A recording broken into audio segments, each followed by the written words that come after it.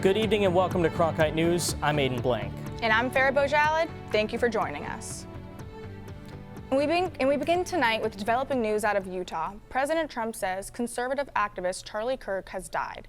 Kirk was shot earlier today at a rally in Orem, Utah. Kirk was the CEO and co-founder of the conservative youth organization Turning Point USA, which is based here in Phoenix. At the time of this recording, the suspect is not in custody. Kirk was shot at an event hosted at the Utah Valley University campus. According to the Associated Press, a former Utah congressman at the event heard a single gunshot. Another eyewitness recounted what they saw during the attack. I knew it was a gunshot tucked behind the corner, and then I saw all the crowd running as fast as I could, and I was worried about people trampling each other. And I saw two college-age girls, one was having a panic attack. So I grabbed both of them because she was collapsing and rushed her down underneath the tunnel and got her to calm down, then put her in my car and got her hold of her parents. In a post on Truth Social, the president said, quote, "The great and even legendary Charlie Kirk is dead." The president also said Kirk was loved and admired by all, especially Trump himself. Kirk was a key ally of President Trump and rallied alongside the president during his presidential campaigns. As we said, Turning Point USA is headquartered here in Phoenix. Cronkite News reporter Macy Markham joins us now with more on the reaction to Kirk's death. I'm standing in Phoenix just outside the Turning Point USA headquarters that Charlie Kirk founded. It's fairly quiet out here. There's some news crews, and we've seen at least two people bring flowers into the building. Kirk had a massive impact on college campuses across the United States, and he was actually on the ASU Tempe campus just last September, preceding the 2024 election. Now, the ASU chapter of Turning Point USA had a meeting scheduled for today, but we've since learned from their Instagram that it has been canceled.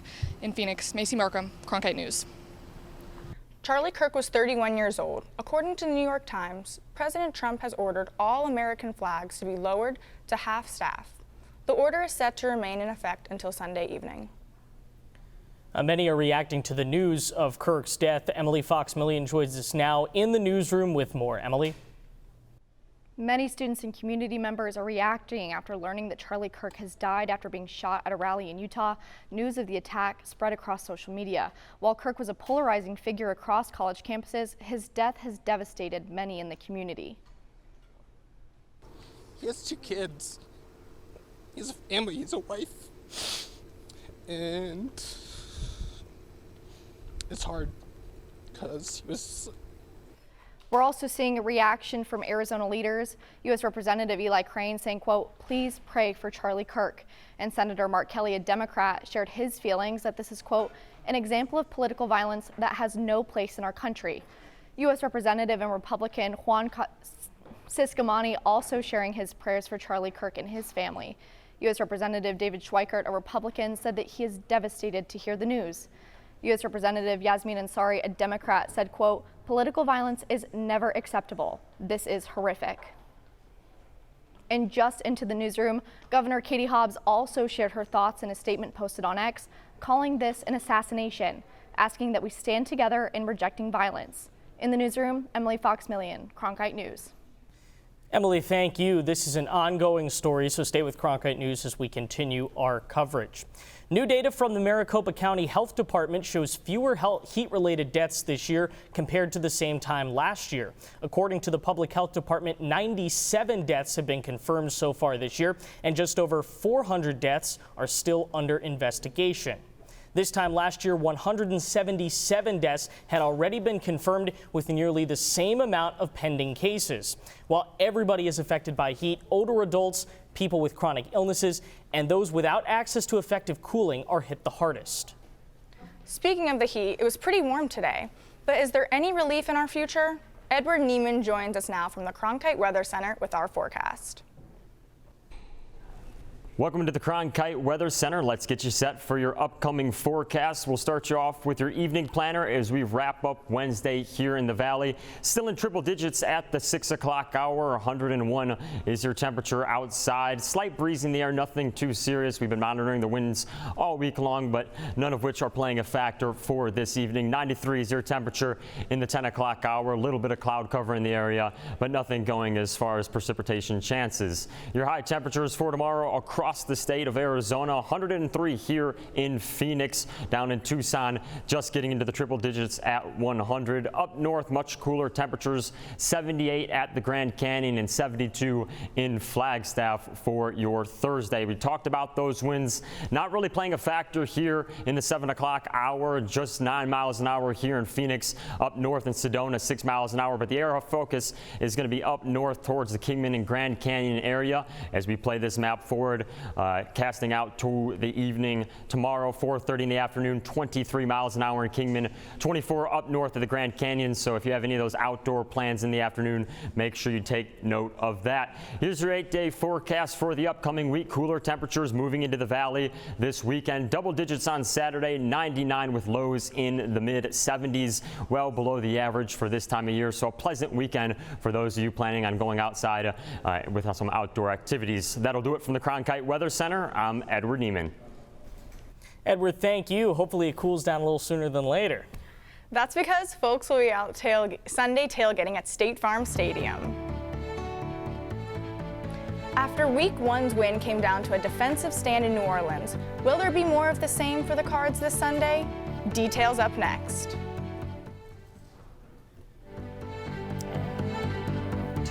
Yeah.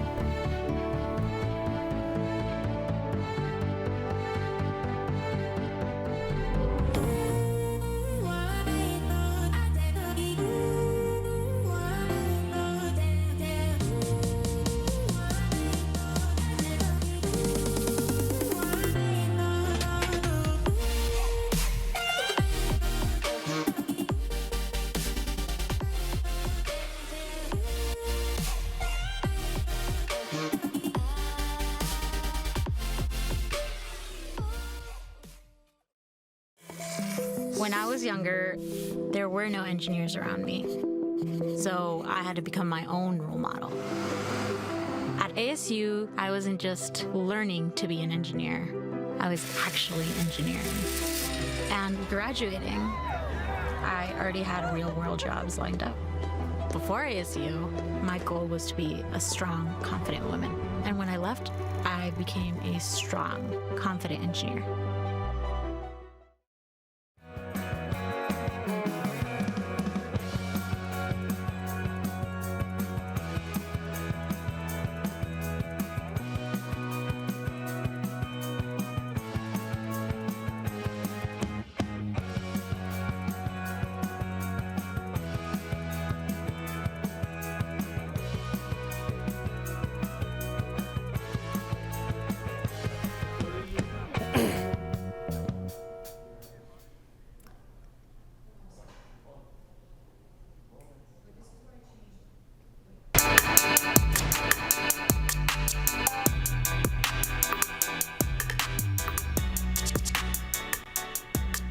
Welcome back to Cronkite News. The Mercury were not playing for much in their regular season finale last night. That's right. As they had their playoff seeding already locked up, still, the team didn't get the result they were looking for. Alyssa Thomas broke another record this game, recording the fastest triple-double in WNBA history. AT's performance was not enough to lift the Mercury to victory, though, as head coach Nate Tibbetts went to his reserves late in the game and the Sparks came back to win it 87-83.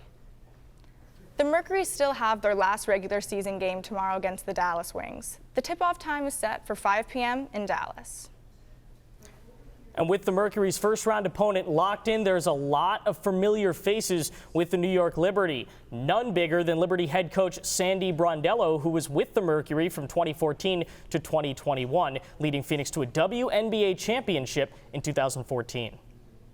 And the series will begin Saturday in Phoenix as the Mercury look to start the postseason off with a win against the defending champs. The Mercury had success against the Liberty during the regular season, taking 3 of those 4 meetings. Start time for the game is yet to be determined. As the WNBA heads to the postseason this weekend, they're also dealing for a battle off the court as the clock is winding down on the deadline for the upcoming collective bargaining agreement. That deadline is October 31st, and there are many issues on the table from league expansion to revenue sharing. Our Eve McFarland outlines player concerns. The league's effort to expand the WNBA with 5 new teams by 2030 raises questions about how the new teams will fit into the league's current schedule operating model. It's one of the things I think is going to be a sticking point is figuring out how many games they're going to play, because you're adding 5 teams in the next 5 years. So you can't play 44. You need more than that. The demand of games and traveling can wear down the body. Players say the league needs to invest more into standard care. I used to order my own pregame meals. It starts with that, like just being able to have a standard of excellence within the organization, but also standard of investment into taking care of your players so you only have to play. It goes from medical, it goes to travel. Increasing salaries, revenue sharing, and roster spots are key subjects for this upcoming CBA. As the sport monetarily grows, the players only receive 9% of the revenue. They're bringing $2.2 billion in the next 11 years in TV deal, media rights. They're bringing in $750 million in 3 expansion fees if you add them up. There's money coming in. And the players go, we want a bigger piece of the pie. Even though the newest additions of Cleveland, Detroit, and Philadelphia will create more opportunities, it is unknown how the WNBA expansion draft will play out. Already on a roster limit of 12, current teams could lose players. It's exciting for our league. It's a little bit disappointing just because you like your group, right? You'd like to continue to build on that group, and with the expansion draft, there's a chance that, you may lose a player or two that we like. The other bigger issue is with all these free agents out there, who are teams protecting? Because you protect 6 players this past year. Well, you may not have 6 players to protect because everyone's a free agent. So they have to figure out how those rules are going to work. Teams struggling with player injuries, practice facilities, and amenities for recovery are vital. Mercury's $100 million practice facility drew in players like Satu Sabali, and those investments made others across the league to join their teams. Salaries are important, and revenue sharing is important in the CBA, but so is player experience. And it's sort of keeping up with the Joneses, so to speak. If you don't have a practice facility, and this is a huge year for free agency, I think 80% of the players are free agents, the ones that are not on rookie scale contracts, people aren't going to want to go to you. While no specific date of an upcoming meeting to discuss these topics have been announced, the players in the league say they will continue to work with each other. In Phoenix, E. McFarland, Cronkite. We want to issue a quick correction. That first game between Phoenix and New York is Sunday, not Saturday. The October 31st deadline for a new CBA is rapidly approaching, with lockout talks looming. And that could be extra motivation to get a deal done, as the league is more popular now than ever. Switching to another postseason hopeful from the Valley, the Cardinals are getting ready for their home opener this weekend against the Carolina Panthers. This battle of #1 picks and a certain homecoming will make for a can't-miss matchup. The Cardinals will look to move to 2-0 on the season as they come back to Glendale for their home opener. As their opponent, the Panthers, will look to bounce back after a blowout loss to Jacksonville. This matchup will pit 2 former #1 overall picks, with Arizona's Kyler Murray and Carolina's Bryce Young.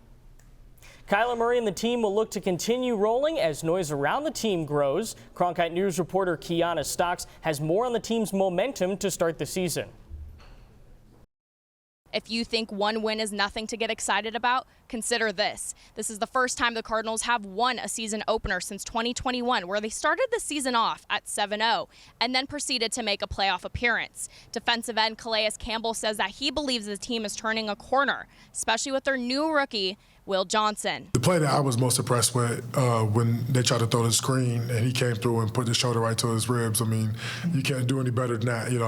That's elite football, and it just gets everybody going, especially a D lineman. When you see your corners play that kind of with that kind of physicality as a D lineman, you just get excited.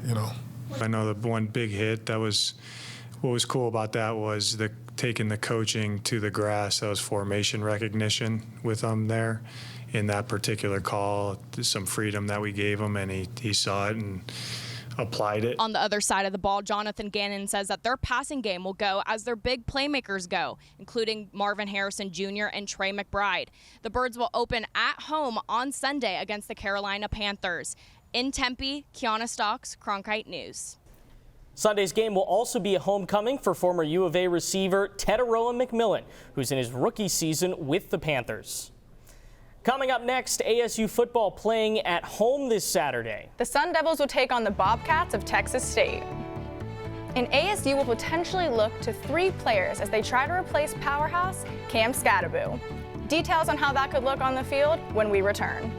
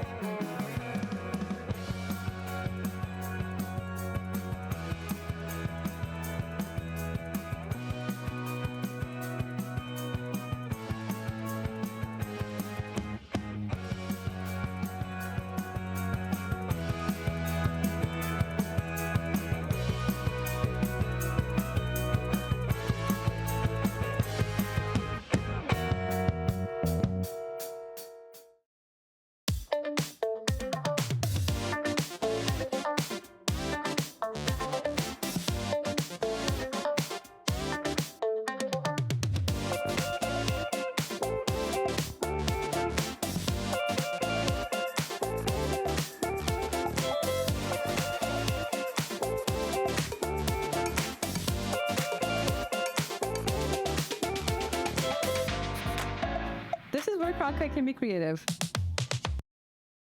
You meet so many new people who are on different communities, and when you do that, you're able to network not only, but also get to engage, talk to people, and make life friends. I think that definitely surprised me, the community that I would find, because I wasn't really expecting it. I was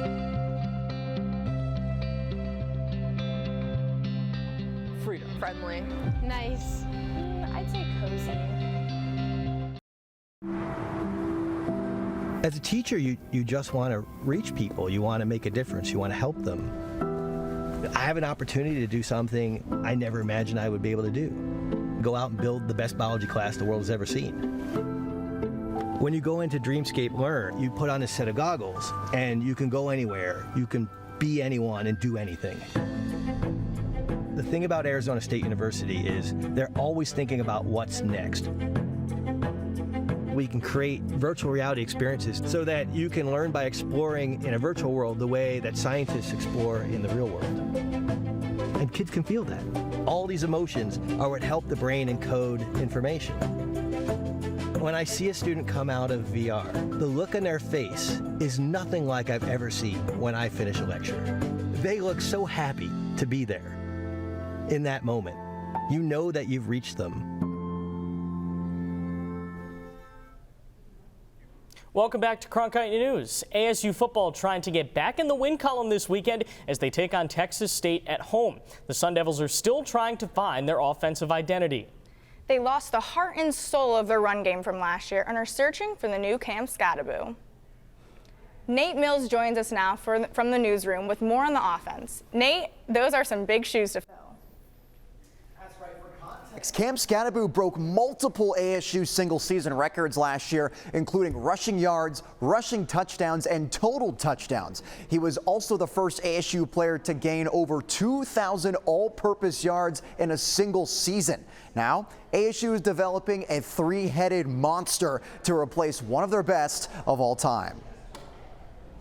Former ASU running back Cam Scadaboo ran the ball, caught passes, and even took some snaps at quarterback. Oh, thanks. As the Sun Devils hunt for another conference title, they need another back who can do it all. That's the type of back that we need in this offense. The same, similar to what Scat did. They have to do everything.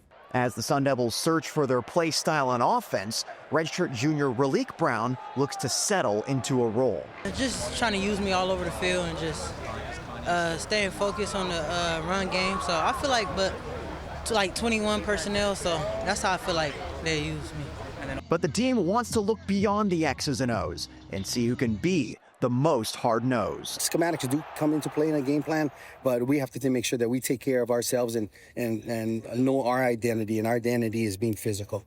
Cam Scadaboo was an all-purpose running back for Arizona State the past 2 seasons. And with his absence this year, the Sun Devils have to get creative and disperse his production into 3 running backs. Along with Raleek Brown, ASU has turned to Kyson Brown and Kanye Udoh. The three have combined for 352 rushing yards and 2 rushing touchdowns in 2 games. You know, and you saw Leak brings his portion of it, and then Kanye brings his ability, and then you have Sip, so it's a combination of those guys. They play off each other real well. The mentality part is what I don't want to lose, and is the physicality part. As ASU gears up for a get-back game against a Texas State team that allowed more than 7 yards per carry last week, expect the backfield to lower their shoulders and hunt for the end zone. They need to just keep running hard and then playing fast and just run the ball downhill and just keep working hard. Now, Kanye Udoh seems to be getting the most reps as Kyson Brown has battled injury and is questionable again this week. We'll see how offensive coordinator Marcus Arroyo will use these running backs in the next coming weeks. In the studio, Nate Mills, Cronkite News. While the Sun Devils look to right the ship this week, the Diamondbacks are struggling to stay afloat in the wild card race. Arizona lost Game 2 of its series against San Francisco last night 5-3. The D-backs have only hit 1 home run in the series, while the Giants have hit 7 in 2 games. And even with the team struggling in this series, one of the bright spots has been Zach Gallen. He reached the 3rd most strikeouts in D-backs history at 999, leaving only Randy Johnson and Brandon Webb ahead of him on the list. The Diamondbacks will wrap up the 3-game set against the Giants tonight at Oracle Park in San Francisco before heading off for an off day as they head to Minnesota. And while the Diamondbacks will look to salvage the last game of their series, their schedule for the rest of the season won't get easier, as 4 of their next 5 opponents are currently in the playoff race. The D-backs face an uphill climb to earn a wild card spot. They currently sit at 4.5 games back in the wild card standings with 16 games to go. Coming up next, findings from NASA provide the clearest evidence yet of extraterrestrial life. And it was found right here in our solar system on Earth's neighbor, Mars. This very well could be the clearest sign of life that we've ever found on Mars, which is incredibly exciting. So what exactly did they find that leads them to believe in life on Mars? Find out next on Cronkite News.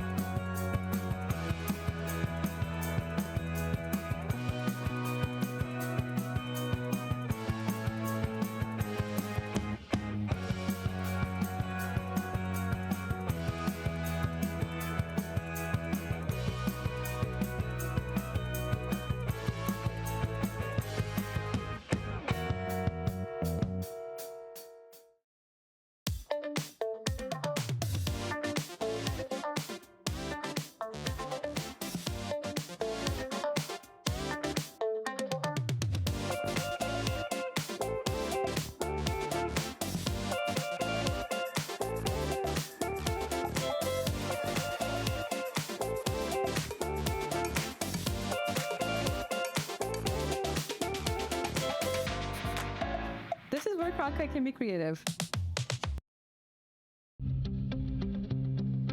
You meet so many new people who are on different communities, and when you do that, you're able to network not only, but also you get to engage, talk to people, and make life friends.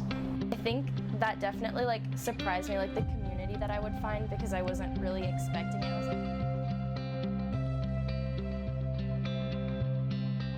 freedom. Friendly. Nice. I'd say cozy. As a teacher, you just want to reach people. You want to make a difference. You want to help them. I have an opportunity to do something I never imagined I would be able to do. Go out and build the best biology class the world has ever seen. When you go into Dreamscape Learn, you put on a set of goggles and you can go anywhere. You can be anyone and do anything. The thing about Arizona State University is they're always thinking about what's next. We can create virtual reality experiences so that you can learn by exploring in a virtual world the way that scientists explore in the real world. And kids can feel that. All these emotions are what help the brain encode information. When I see a student come out of VR, the look on their face is nothing like I've ever seen when I finish a lecture. They look so happy to be there in that moment. you know that you've reached them. Welcome back from the break. The maker of the popular weight loss drugs Wegovy and Ozempic is cutting about 9,000 jobs worldwide. Now, the job cuts announced by Novo Nordisk makes up about 11% of their workforce. The Danish company has faced stiff competition from the U.S. in growing obesity and diabetes drugs market. The company says the cuts should help save nearly $1.3 billion by the end of the year. The CDC declares that the kissing bug disease is a regularly occurring illness in the U.S. These bugs transmit the Chagas disease, a parasitic illness transferred through bites. The insects typically bite people's faces, hence the kissing bug name. And tonight, NASA shares an exciting look at what's been dug up on Mars. The organization believes their rover has discovered a rock containing microscopic life. NASA received the sample from their Perseverance rover in July 2024. After inspection, scientist and Transportation Secretary Sean Duffy says that this could lead to proof about life on Mars. So this very well could be the clearest sign of life that we've ever found on Mars, which is incredibly exciting. NASA says that there is still work to be done to confirm these ideas. And that's it for tonight's edition of Cronkite News. I'm Aiden Blank. And I'm Farah Bojalad. Thank you for joining us.